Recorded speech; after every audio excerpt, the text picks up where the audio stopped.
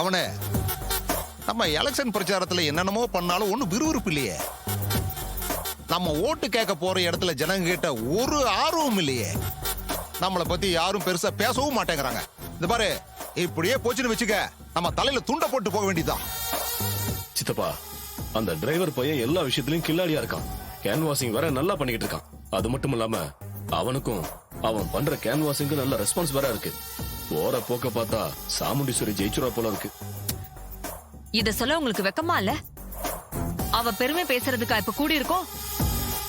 நாம எப்படி ஜெயிக்கணும்னு யோசனை பண்ணுங்க. சந்திரா, ஜெயிக்க தான் நாமளும் போராடிட்டு இருக்கோம். ஆனா எதுவுமே சரியா ஒர்க் அவுட் ஆக மாட்டேங்குதே. இன்னைக்கு கூட நீ சொன்னன்னு 3வது தெரு சண்முகம் வீட்டுக்கு போயிட்டு அப்படியே கல்யாண சீர்வரிசையை கொடுக்கலான்னு போனோம். அங்க போய் பார்த்தா அது எழவு வீடா இருக்கு. அந்த சண்முகம் அடிக்காத குறையா எங்களை விரட்டி விட்டான். இனி அவன் ஓட்டு போடுவானா சொல்லு? அவன் 4 பேர்கிட்ட சொன்னா அவனுங்களும் எனக்கு ஓட்டு போட மாட்டானுங்க. இப்படியே போனா ஊர்ல ஒத்த பையன் எனக்கு ஓட்டு போட மாட்டான். ஏதாவது செஞ்சு ஜனங்களோட கவனத்தை தசை திருப்பி எனக்கு ஓட்டு போட வைக்கணும் சந்திரா. எனக்கும் அவன் அப்படி கிரிமினலா செஞ்சது கொஞ்சம் அதிர்ச்சியா தான் இருந்தது. நம்மள முட்டாள் ஆக்கிட்டானேன்னு ரொம்ப கோபமாவும் வந்துச்சு. இப்ப நாம எதையாவது பண்ணி அவனுக்கு அதிர்ச்சி வைத்தியம் கொடுத்து ஆகணும். ஆமா மருமகளே, அதிரடியா நம்ம ஏதாவது செஞ்சே ஆகணும். இல்லன்னு வச்சுக்க, நம்ம நிலைமை ரொம்ப மோசமாயிடும்.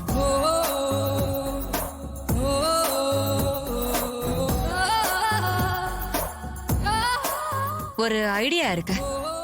என்ன ஐடியா?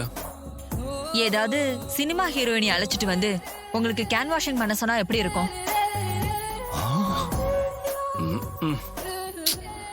ஏய், இதெல்லாம் நடக்கிற காரியமா? ஏன் நடக்காது?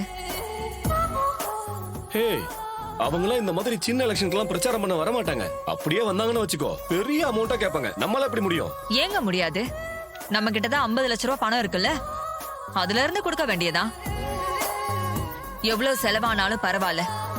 இப்ப தமிழ்ல டாப் ஹீரோயின் யாருன்னு பார்த்து அவங்கள கூட்டிட்டு வாங்க. அவங்கள வச்சு பிரச்சாரம் பண்ணா எல்லா ஓட்டும் நமக்கு வரதுக்கு வாய்ப்பு இருக்கு. நாமளும் ஈஸியா ஜெயிச்சிடலாம்.